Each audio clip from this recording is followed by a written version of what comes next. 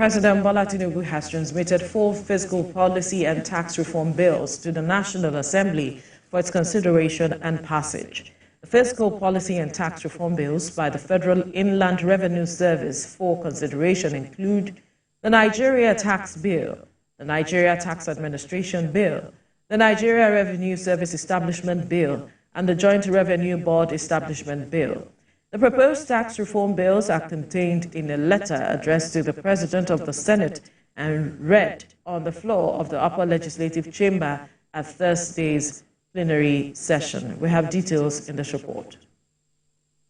4 bills for Mr. President opens the day's legislative business. The Speaker, Abbas Tajuddin, acknowledged the receipt of the 4 tax reforms. In the correspondence, President Tinubu tells the lawmakers the proposed laws are designed in line with the goals and objectives of his administration. The bills include the Nigerian Tax Bill 2024, which seeks to provide the fiscal work for tax in the country.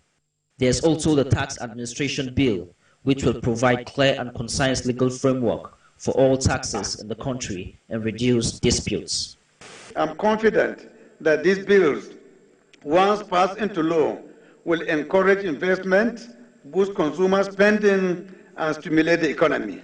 Others are the Nigerian Revenue Service Establishment Bill and the Joint Revenue Board Establishment Bill, which will create a tax tribunal and a tax ombudsman.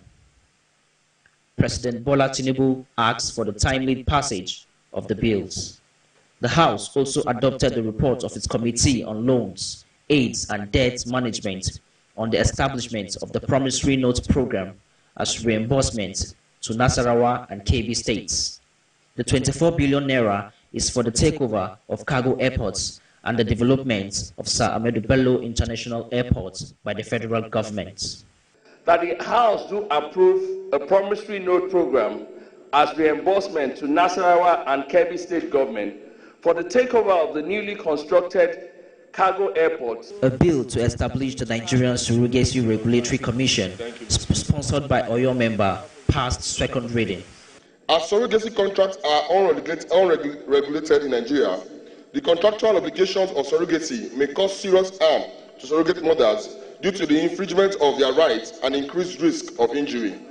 Outside the chambers, Mr. Alawa Akala calls on youth to actively participate in the upcoming Youth Confab, announced by President Bola Tinubu in his Independence Day anniversary speech. That this National Youth Conference will not be like other conferences, because we have one thing: we have the strength in numbers and we have the social media. And 3, we have the fact that it was initiated by the government themselves. He says the confab is an opportunity for youths to voice out their concerns and contribute to national development.